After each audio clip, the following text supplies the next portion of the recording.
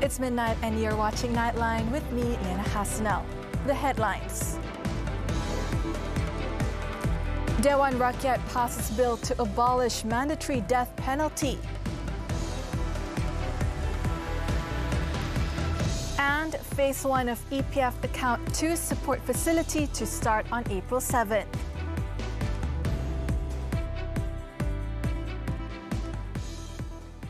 Good morning. The Dewan Rakyat on Monday passed the Abolition of Mandatory Death Penalty Bill 2023.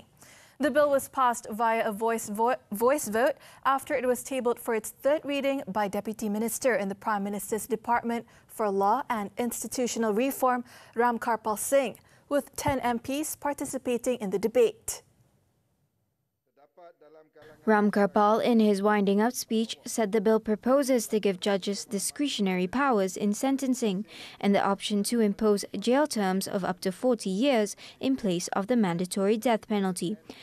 The Deputy Minister added that imprisonment for an extended period of time, along with whipping, was seen as the most appropriate alternative punishment for the 11 offences which lead to the mandatory death penalty. Namun tiada kajian lanjut yang dapat membuktikan bahawa hukuman mati merupakan langkah pencegahan jenayah yang terbaik ataupun berkesan.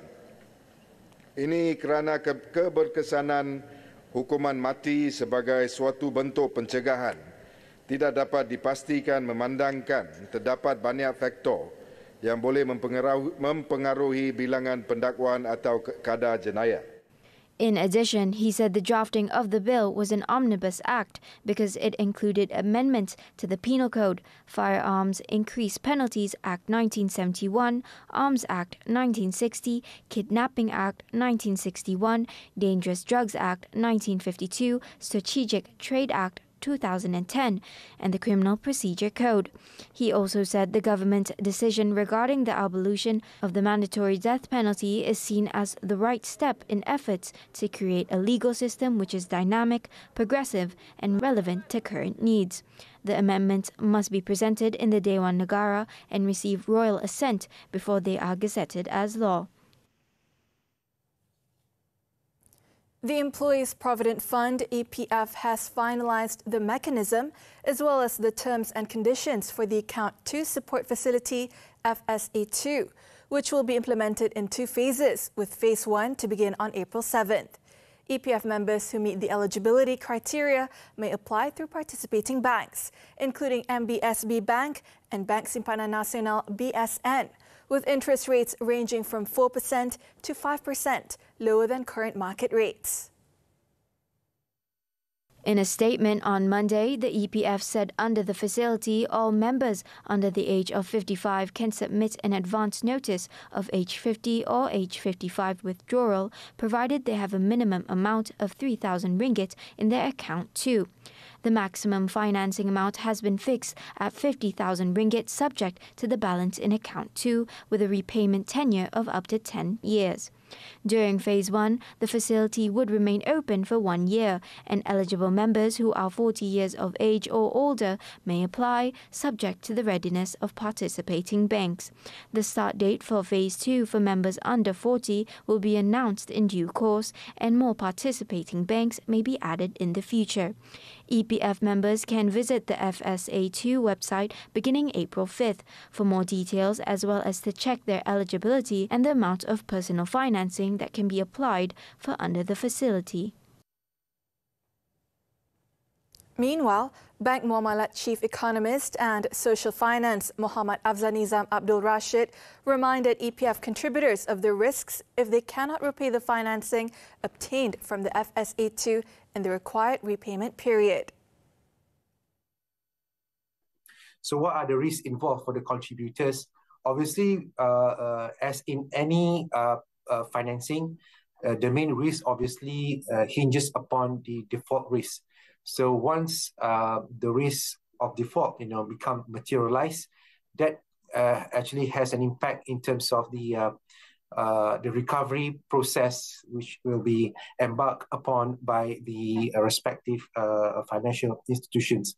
So again, the borrowers, or in this case, EPF members, would really need to understand the risk associated with these schemes and make sure that they are able to repay their debt obligation in a timely manner.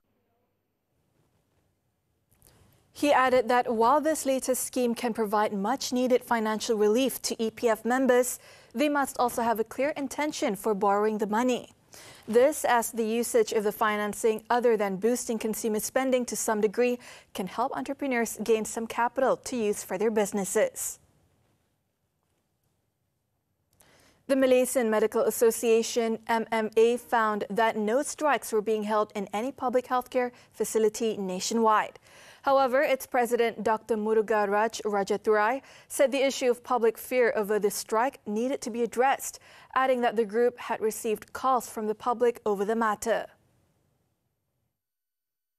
In a press statement, Dr. Murugan Raj said the association has received inquiries from the public regarding the strike, to which the MMA had assured them that public healthcare facilities are operating as usual.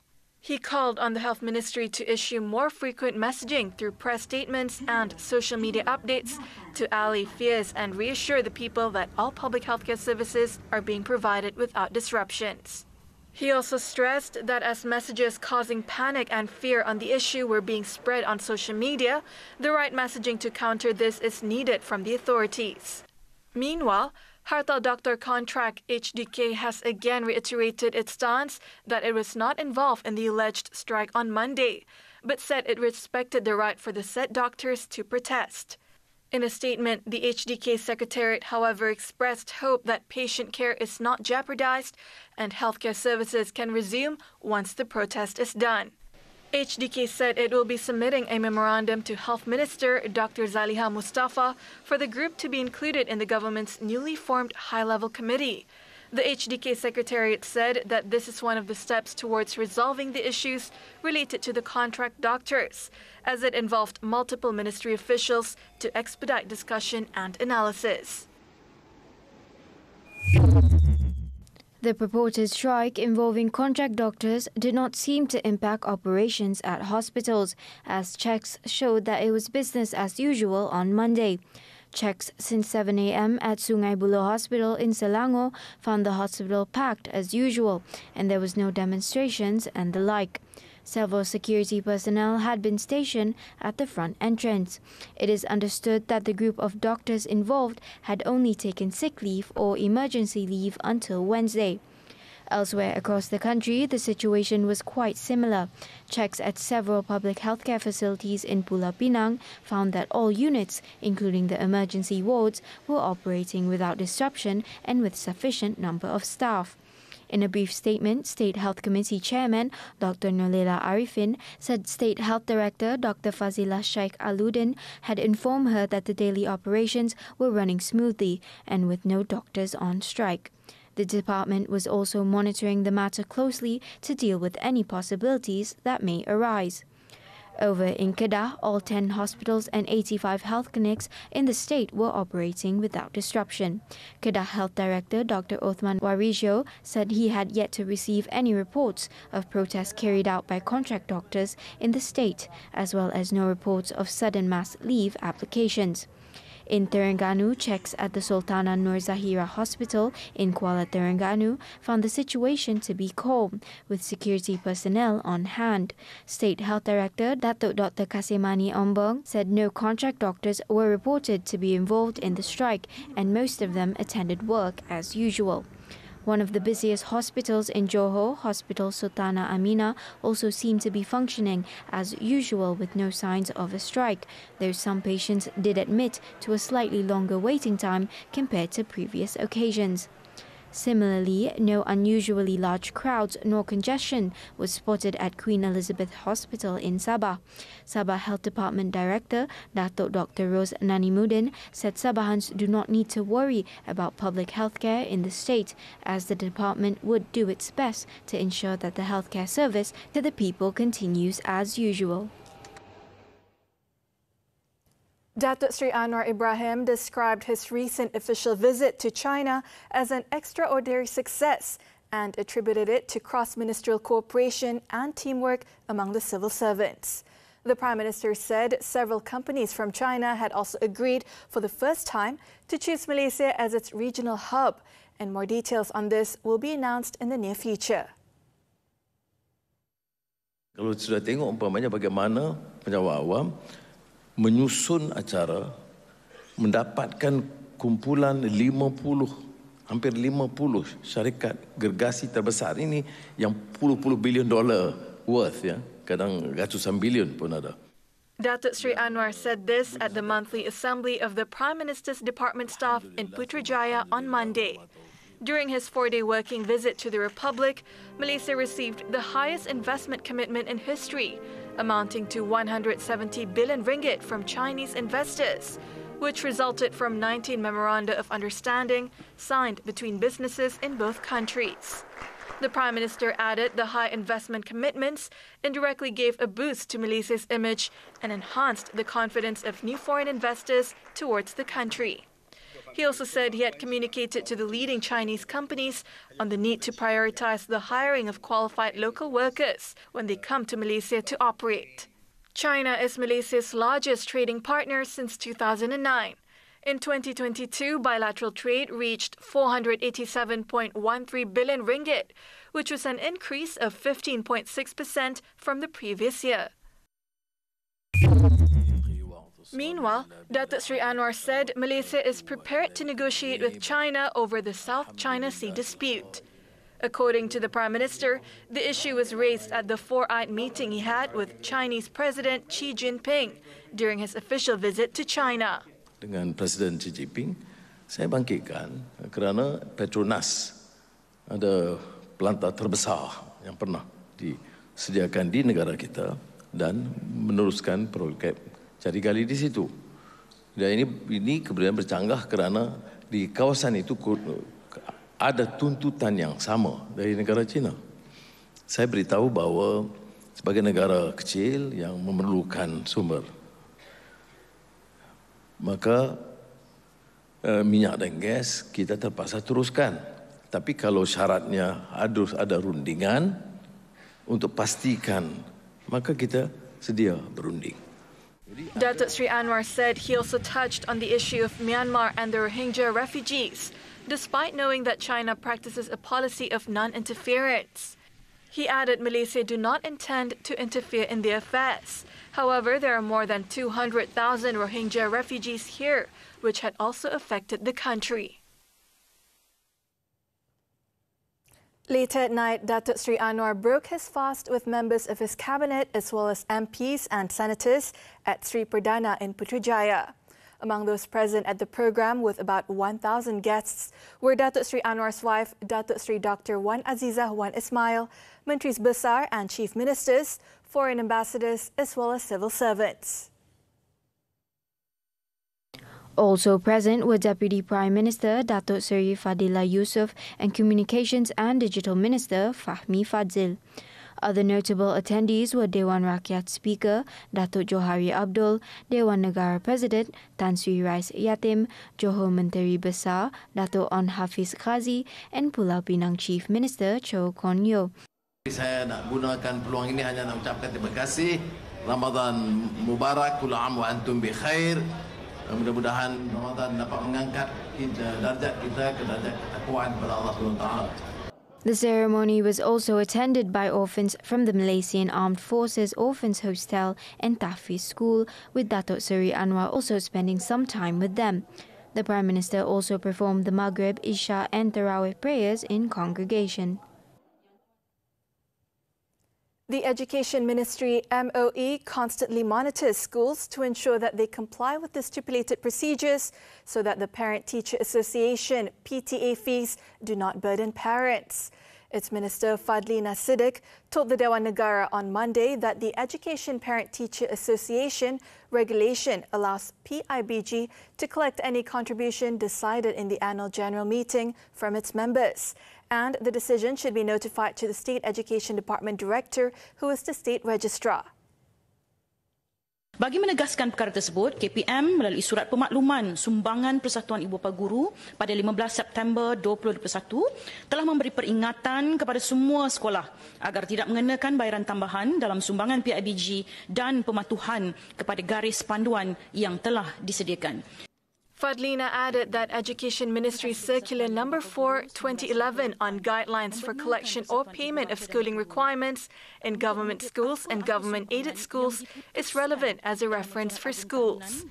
She also urged parents to attend PTA meetings organized by the school to obtain information and justifications regarding the fees changed. She also said that her ministry, together with the state registrar, will ensure that corrections are made if there is a complaint.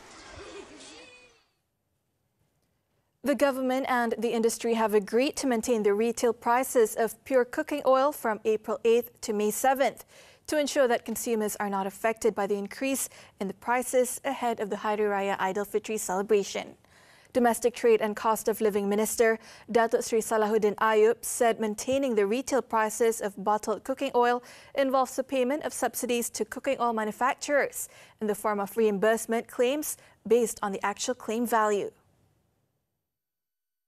Kerajaan dan industri bersetuju untuk mengekalkan harga runcit. Maknanya tidak ada kenaikan. Ini telah kita adakan libat urus dengan pihak industri. According to Datuk Sri Salahuddin, the maximum retail prices for bottled cooking oil remains at RM6.90 for 1 kilogram, RM13.30 for 2 kilograms, RM19.60 for 3 kilograms, and RM30.90 for 5 kilograms. He also stressed that those who sell above the ceiling prices can be taken action under the Price Control and Anti-Profiteering Act. Any individuals found selling above the ceiling prices can be fined RM100,000 or imprisoned for not more than 3 years or both, while companies can be fined up to RM500,000. Datuk Sri Salahuddin also said his ministry would continue its monitoring in addition to encouraging consumers to channel information regarding the violation of laws under KPDN's jurisdiction. Trump gears up for battle over indictment. News from the foreign front when Nightline returns.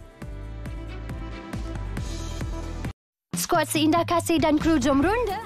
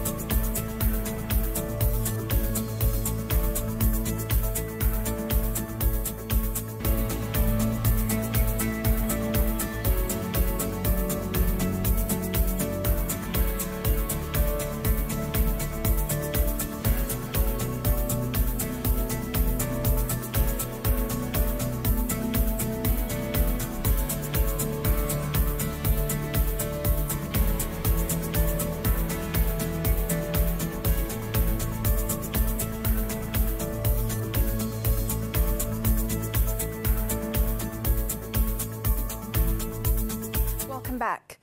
Former U.S. President Donald Trump is expected to fly to New York on Monday for his historic arraignment on criminal charges, taking the United States and the office of the presidency into uncharted and potentially volatile territory. His aides said Trump will decamp from his Mar-a-Lago home in Florida and head to New York, as the former president faces some 24 counts, including felonies. There, as part of his arraignment scheduled for Tuesday afternoon, he will undergo the standard booking procedure of being fingerprinted and photographed, likely to result in one of the most famous mugshots of the modern era. Trump, who plans to make public remarks on Tuesday, denounced the legal proceedings as a witch hunt and political persecution and assailed the judge assigned to hear it. The 76-year-old billionaire was indicted last week by a grand jury on a series of counts. It's the first sitting of former U.S. president ever charged with a crime. Finland will officially become a member of NATO on Tuesday. This was confirmed by NATO Secretary General Jens Stoltenberg, who said the move will make Finland and other members safer.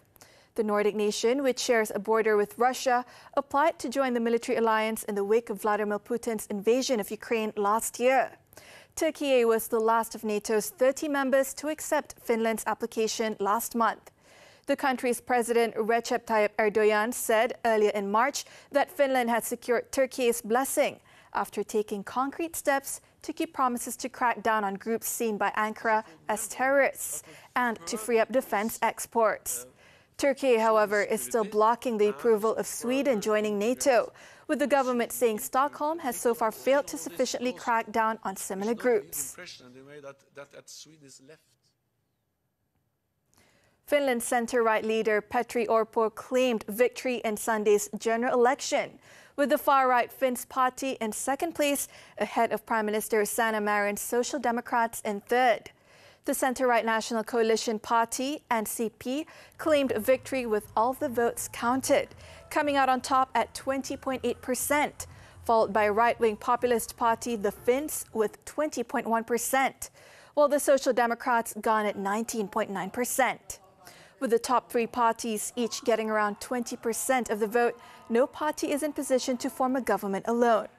Orpo has said he will negotiate with all groups to obtain a majority in parliament, while Marin has said her Social Democrats may govern with the NCP, but will not go into government with the Finns party.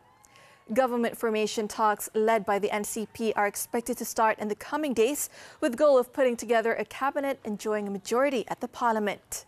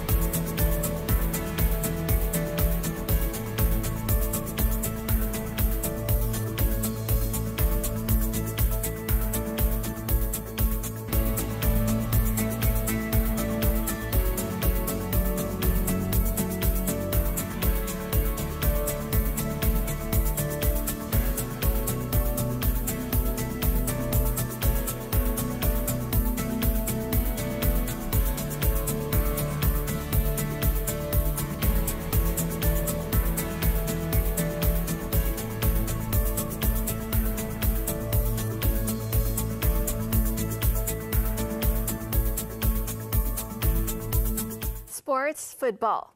Reports in British media suggested that former Bayern Munich coach Julian Nagelsmann is the favourite to replace Graham Potter at Chelsea.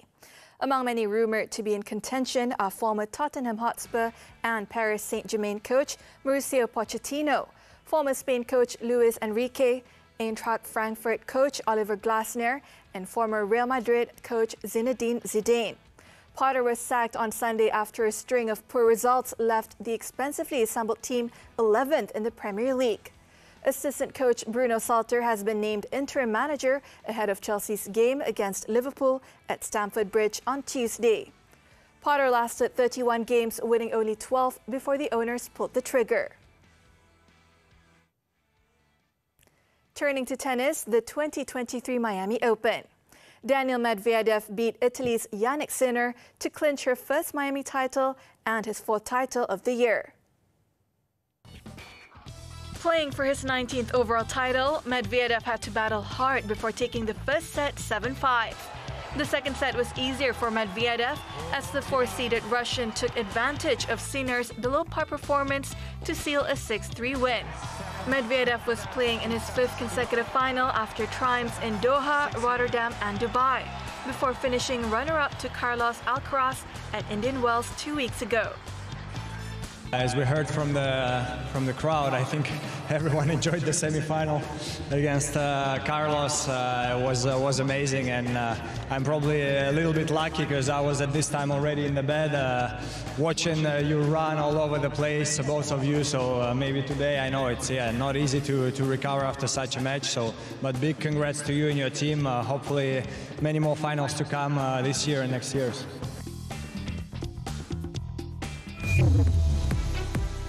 Trailer collision kills 2 in Nasi. This and more after this break.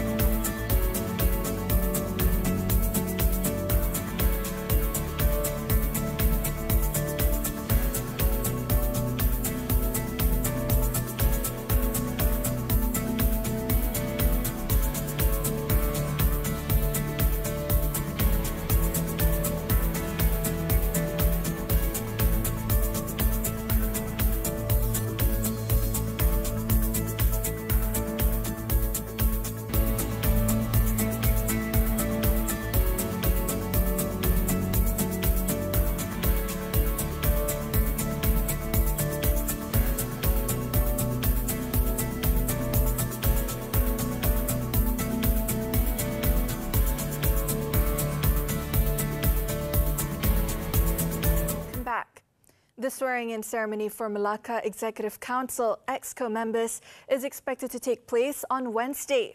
Chief Minister Datuk Sri Abdul Rauf Yusof said the proposed names were discussed and accepted by Deputy Prime Minister Datuk Sri Ahmad Zahid Hamidi, who is also the UMNO President, on Sunday.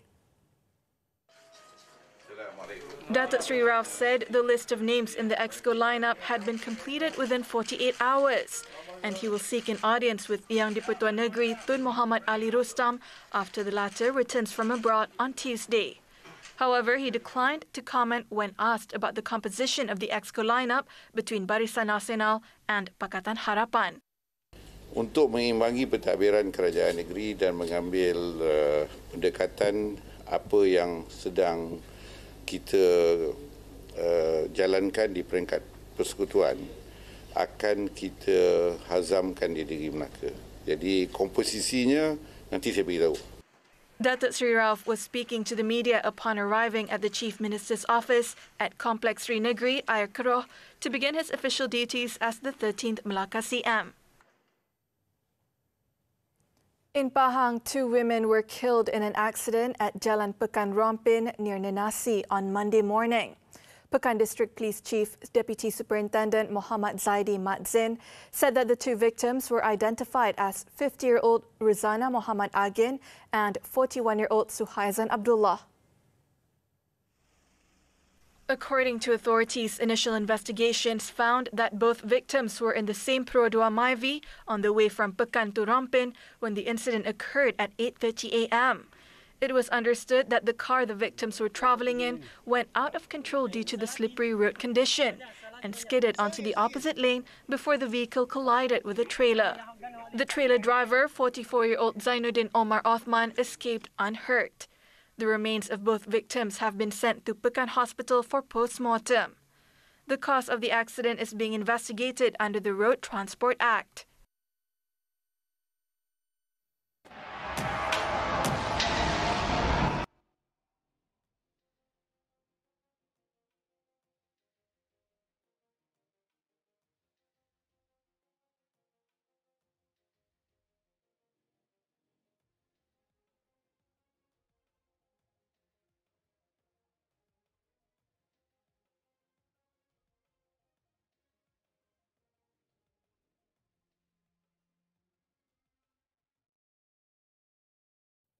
That concludes Nightline this time around.